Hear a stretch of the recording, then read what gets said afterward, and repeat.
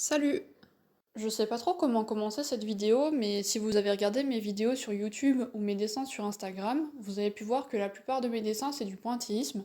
Du coup, dans cette vidéo, je vais vous apprendre à en faire. Dans cette vidéo, il y aura trois parties. Dans la première, je vais vous expliquer ce qu'est le pointillisme et le matériel qu'il faut pour pouvoir en faire. La deuxième, ce sera la plus importante puisque je vais vous expliquer concrètement comment faire du pointillisme. Et la dernière partie, ce sera un speed drawing d'un dessin pointilliste que j'ai spécialement fait pour cette vidéo. Pour définir ce qu'est le pointillisme, j'ai trouvé cette définition sur internet. Procédé pictural qui consiste à juxtaposer des petites touches séparées. Donc une œuvre faite principalement de points, c'est du pointillisme tout simplement. Je pense que pour beaucoup d'entre vous, le pointillisme ça ressemble à ça.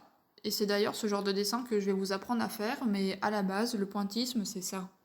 En comparant ces deux rendus, on se rend compte qu'il n'y a pas de matériel spécialement dédié au pointillisme et qu'on peut en faire avec toutes les techniques sur tous les supports.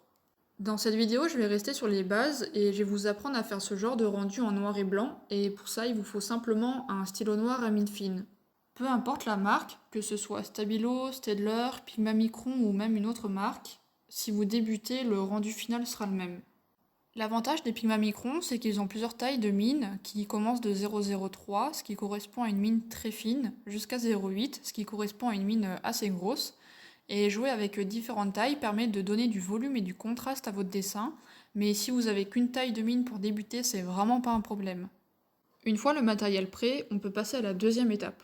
Pour que ce soit plus simple à comprendre, je vais illustrer mes propos avec un dessin. Pour ce tuto, je vais dessiner à partir d'une photo pour que vous puissiez vous repérer. Donc j'ai choisi celle-ci. Elle représente un Lucky Cat qui est un porte-bonheur japonais.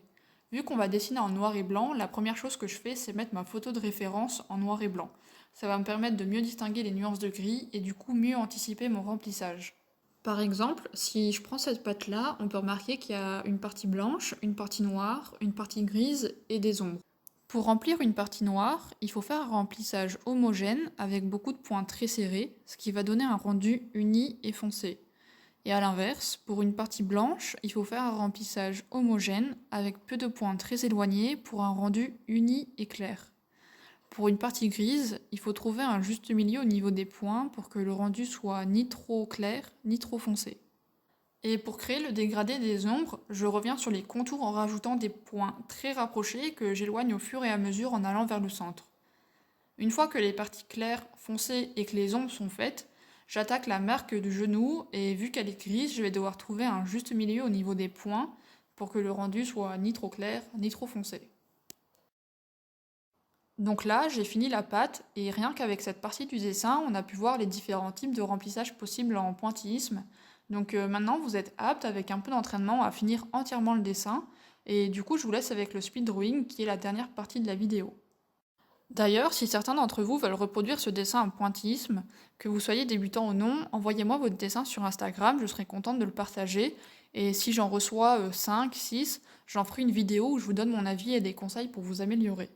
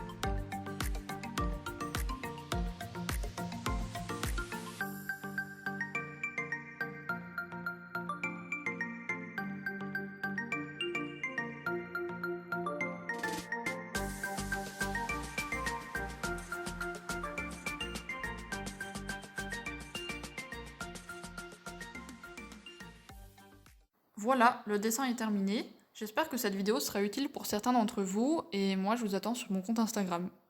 Salut!